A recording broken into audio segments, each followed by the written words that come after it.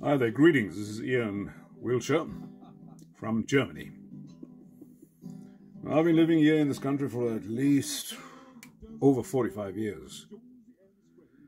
And I used to be a motivational speaker, but I decided I'm going to be a motivational speaker again.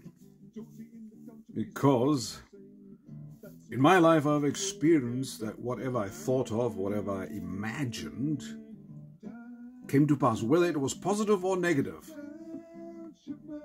And today, I'd like to share with you universal truths. The universal truth is, there are two universal truths. Number one is whatever you can imagine with your mind will become your reality. And number two, whatever you fear will become your reality too. Therefore, in all the holy scriptures, in the whole world, there's the commandment, fear not.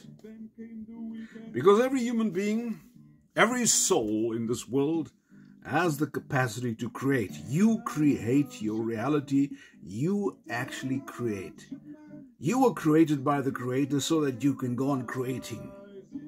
And in fact, you do. You create the bad things, you create the good things, and you give it over to your children, this creation. And it's all in the mind. It starts from the mind. Your mind creates your body. I've often said there are three pillars of success. Pillar number one is your mind, your imagination. What do you imagine about yourself? And number two is the diet, the food you eat. Is that good for your body or is it bad for your body? Number three is, do you ever move your body? Do you exercise your body? Because there's a reason for that. You are in this body and you should be working your body. You should be exercising your body. You should be moving your body. And my contention is, since the majority of people, when they get older, they don't want to move their bodies anymore. They sit around, they get old, and they lose the muscle mass. And everybody is on the fad. Let's move, let's lose enough fat. We must lose fat, slim down, trim down. But it's not about losing fat. It's about gaining muscle so that your muscles can protect your body. But that's in another video. I'll speak again of the muscles and the diet you should be involved in. But what I want to speak about today is actually your mind, your thinking, your imagination. I'm in Germany now, as I said, for the last 45 years. And I come from South Africa, was born and bred there.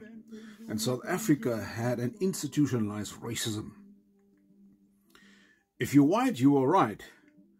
If you're brown, stick around. If you're black, get lost. That was the idea.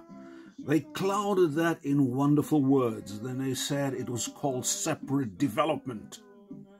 And we all had to believe that. The country was run by white people because they were God's chosen people. And we were actually oppressed by this institutionalized racism. Then one day I heard about Germany. I was 13. I heard about Germany from my class teacher, Mr. Charles. I still remember that. He gave us a lesson on Germany. I was so fascinated by this country, this small country that really dominated the world with its armies and, caused a world war where 100 million soldiers, fighting men, were involved. It led to the destruction of the Jews, the Holocaust. It led to the destruction of so many soldiers. Actually, about, I think, 65 million soldiers and civilians perished in this war. Now, I wasn't that interested in the war. I was interested in this little country. What made this little country become one of the most powerful countries in the world? And institutionalize a new world order, because after the war it was a new world order. And then I had in my mind, when I was in South Africa, I would like to one day visit Germany, to see this country. I had it in my mind, I started dreaming this, I started imagining it. Now, because I was imagining it, I started, later in life, when I left school, I started meeting Germans. And I wanted to speak to them, but I couldn't speak their language. So I went to the university. And I started learning German. And by learning German, it took me 2 or 3 years to learn it. I couldn't speak it, but I learned it.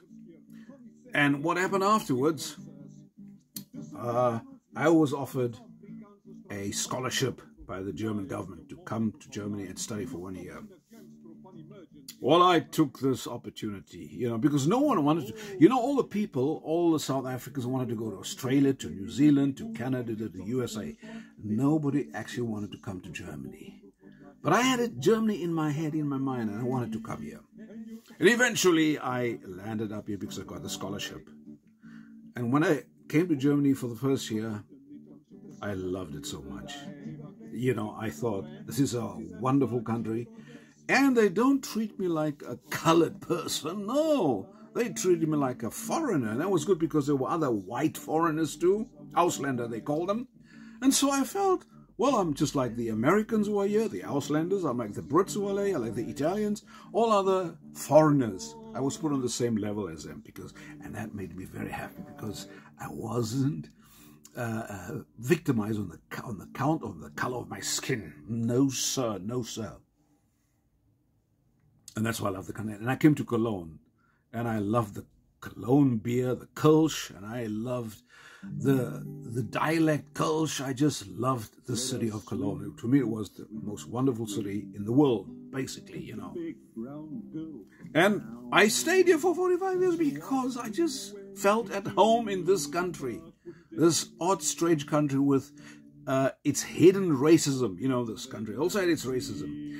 But because the law says it's illegal to be racist, the Germans were very clever. They decided to find other ways to circumvent racism in the country, which I liked very much. So it wasn't blatant, it was insidious. But this insidiousness, I liked it because it means I wasn't really affected by racism forthrightly. No, sir. But the most important thing was, I met so many Germans who said, you must think things first, think it over, and then put it into action. And so I liked this mindset, the mindset of hardworking, thinking things over, talking about it to your pals, and then putting it into the reality. That's what I liked about this country. That's why this country became the powerhouse of Europe, became the most powerful country in Europe. They lost the war, but they became absolutely powerful. I love that. And then I also realized, I started thinking like that. I thought, wait a minute. I'm not going to think about my, put any focus on what I was in South Africa. In South Africa, I was stigmatized as a so-called colored person. And in Germany, I was just a human being, a person. And eventually, I became German. I took on the citizenship. And no matter what people individually said about me or did to me, it didn't bother me at all because I was basically accepted. Now, I wasn't accepted all over, but it didn't matter because I had to use my mind to get where I am today. And besides, I was not discriminated because of the color of my skin. I was probably discriminated because, sometimes I had this victim thinking. Oh, they're doing this against me. Oh, they're doing that. And I tell you one thing, you got to stop that. And then I learned in this country, you have to imagine how your life should be. And basically, I imagined it and I got exactly what I imagined, And when I tried to speak this to people, people just didn't believe me. I said, you got to imagine. And you got to be careful. Fear is something that is going to attract into your life if you fear anything. And that is the reason why I decided not to fear, but to trust in my own strength, to trust in my powers, and to trust in my creative ability. And that's what you have to do. You got to trust in your creative ability. I started learning things like talking to the cells of your body. I learned that. Well, wonderful. Because when I started speaking to my cells, I said, body, you can heal. You know, cells divide and heal. And everybody else, because they believe in the powers that be, they believe in doctors, they believe in the authorities, they believe in the experts. I said to myself, no, I want to believe in myself, believe in my ability to heal myself. And whatever people said about me, I said, well, that's your opinion. Even if it's a doctor, that's your opinion. My opinion is, I believe in myself. And there were many times that I experienced healing of my body. I experienced it because, you know, I went to the doctor once, and the doctor said to me, you know, the orthopedic, he looked at my feet and said, you have very flat feet. You got to have an instep because of your flat feet, you will never be able to walk later on in life. I said to him, that's your opinion. My opinion is I'll always be able to walk. That's my opinion. You know, whether my feet are as flat as anything, it doesn't matter. I believe that my body can function. And because you are navigating through your body, you're navigating it, I decided then to take the second step, and that is to put into my body what is good for my body. But that will be in a next video. Then I will tell you why I chose the carnivore diet and why I chose resistance exercises. I will tell you. And if you have a mind open and you desire longevity and you desire health and you desire happiness and success, listen carefully. At 70, I should know what I'm talking about. Okay? So this is my gift to you. Sign up and press the like button, and I'll see you in the next video. Take good care. Bye for now. Ja, hallo vrienden, dit is Ian Wiltshire hier. En ek gaan nou hierdie toespraak in Afrikaans maak, né? Want ek het Suid-Afrika verlaat omtrent 45 jaar gelede. Maar ek het hierdie taal nog nooit vergeet nie. En daarom praat ek nou in Afrikaans. Met julle mense wat in Suid-Afrika is. Want daar is baie dinge wat ek nou gesien het van my land, van my mense. En die mense wat my taal nou praat, ek het nou baie dinge gesien. Baie van hulle sterwe te vroeg. Hulle sterwe met 60, met 65, met 62. En vir my is dit te vroeg. Jy weet, Suid-Afrika is een van die rykste lande in die wêreld, wat sy voedsel betref, né? Het is die rykste land in die wêreld, maar ons eet, né? Twak. Ek sê vir julle. En jy weet jou dinkwyse, jy dink, jy is nog altyd minderwaardig. Dit maak nie saak wie jy is nie. As jy dink dat jy minderwaardig is, dan het jy minderwaardige gedagtes. En jou gedagtes sal daartoe lei dat jy ook vroeg gaan sterwe, want jy glo mos in die dinge wat jy om jou sien. Jy dink, dit is jou feit, né? Wat jy nou sien, wat jy nou erleef, en dit is nie. Dit is jou gedagtes. Jy het nonsensgedagtes, en jou nonsensgedagtes veroorsaak dat jy 'n nonsens lewe voer. Nou as ek is nou hier, jy sien, en ek wil met julle meedeel. Jy kan jou lewe verander.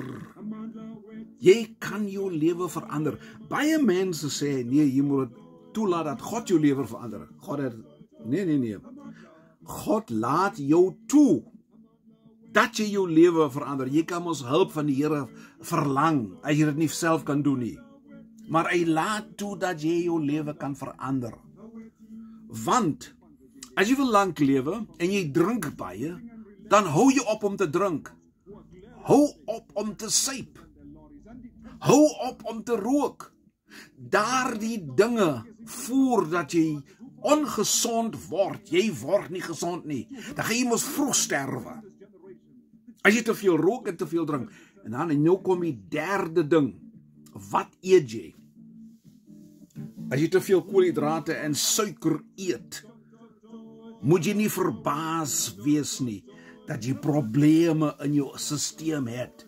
Jy het baie probleme, jou hartprobleme. Nou, jy kry sommer 'n beroerte aanval. Is omdat jy die verkeerde dinge eet. Maar dit is mos nie jou skuld nie. Hulle het jou vertel, dit is belangrik om baie groente en vrugte eet en koolhidrate, sommer baie, en baie suiker. Nou, Suid-Afrikaners hou van baie eet en baie bier drink en baie wyn drink. En ek sê vir julle, los hierdie dinge. As jy in God glo, dan los jy die dinge van jy het 'n liggaam gekry en jou liggaam is, jy moet jou liggaam gesond hou. Jy moet jou liggaam gesond hou. So hou op om te drink, hou op om te suip, hou op om te rook en hou op om suiker te eet. Want te veel suiker is nie goed vir jou stelsel nie. En te veel koolhidrate is ook nie goed vir jou stelsel nie. En jy weet dit, Suid-Afrika het baie vleis. Hier kan ons baie vleis eet. En vleis is gesond vir jou. En vleisprodukte is gesond vir jou. Sê dat 1 jaar eet ek net vleis en vleisprodukte. En ek voel baie sterker vandag as 'n jaar gelede. En ek wil hê, jy moet dieselfde doen. Want, jy weet, dit is my mission, my sending. My sending is, jy kan dieselfde doen. Jy moet nie jou ouderdom aksepteer nie. Dink jy's 'n ou persoon, jy is dit. Jy kan deur jou gees, deur jou gedagtes, jy kan jou liggaam nog jonk en sterk hou. So mense, dit is my nou my eerste uitspraakie in Afrikaans vir Suid-Afrikaners. So, lewe lekker, bly gesond, dien die Here. En dien jou mense ook. Jou medmense. Nou? En dink daaraan, gee liefde vir jouself en vir ander mense. Goed, dan sal ons mekaar weer sien. Totsiens, ek sal verder maak met hierdie video's in Afrikaans vir jou. Nie net in Duits nie of in Engels nie, maar ook in Afrikaans. Sodat jy kan leer. Baie dankie. Bye.